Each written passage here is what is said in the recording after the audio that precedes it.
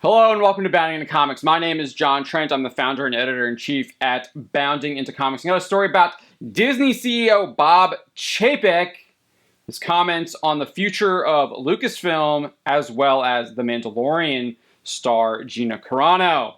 Disney CEO Bob Chapek recently gave an update on the Walt Disney Company during the company's 2021 annual meeting of shareholders.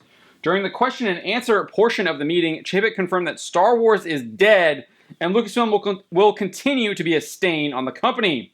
Chapek's comments were brought to our attention by Twitter user Lorena Creel, who tweeted, quote, "Someone just asking about firing Kathleen Kennedy's ass at the hashtag Disney stockholders meeting." In fact, George from San Antonio, Texas, asked Chapek, "Are you guys looking at firing Kathleen Kennedy or asking her to resign and promote somebody like Filoni or Favreau or both to the co-counsel?" Chapek responded, "We've been absolutely thrilled that we can have the kind of creative talent in our company, the likes of Kathy Kennedy running Lucas. And we look forward to having Kathy directing the activities of the entire Lucasfilm organization for many years to come." While Chapek can praise Kennedy all he wants, the cold, hard numbers show Kennedy is nowhere near the creative talent that Chapek claims she is. Kennedy has fired numerous directors from Star Wars projects. She brought in Tony Gilroy to fix Rogue One. She dismissed Phil Lord and Christopher Miller from Solo and replaced them with Ron Howard. She then canned Colin Trevorrow from Episode 9, which eventually became The Rise of Skywalker and was directed by J.J. Abrams. And those are just the projects that actually were completed. In one case, she also canned Josh Trank from a Boba Fett film. And more recently, she had to have the entire Obi-Wan Kenobi show rewritten after she claimed scripts had been completed when the show was announced.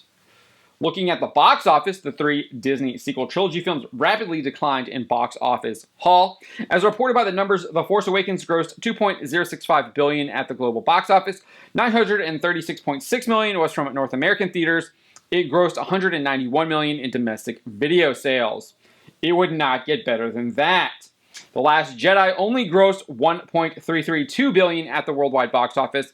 Only $620.1 million came from theaters in North America, and it only grossed $100.9 million in domestic video sales.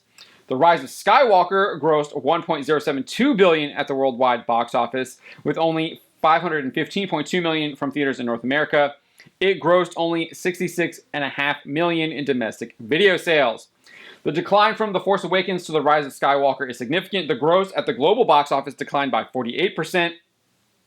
In North America, it declined by 45%. Domestic video sales declined by 65%. It more than likely means people didn't go back to see the films multiple times, showing their disinterest and lack of passion. While the numbers clearly show Kennedy has not done a good job shepherding Lucasfilm and Star Wars, it appears Disney is sticking with her for the long haul. Don't expect Star Wars to improve anytime soon, whether that's with the horrible people they employ or their bankrupt creative storytelling. Maybe even more eye-opening on where Disney stands as a company, Bob Chapek was asked about the firing of Gina Carano. David from Alexandria, Virginia asked, quote, "It's clear that there is a new blacklist punishing conservatives in the entertainment industry. Disney Plus actors Pedro Pascal and Gina Carano tweeted similar analogies of current political events to Yahtzee Germany. Yet only Carano, who is considered a conservative, was fired from The Mandalorian. Regarding Disney and a blacklist, this is the way?" Chapek, whose tone of voice notably changes in response to the question, says, "I don't really see Disney as characterizing itself as left-leaning or right-leaning, yet instead standing for values that are universal, values of respect, values of decency, values of integrity, and values of inclusion. And we seek to have not only how we operate, but the content that we make reflective of the rich diversity of the world we live. And I think that's a world we all should live in harmony and peace."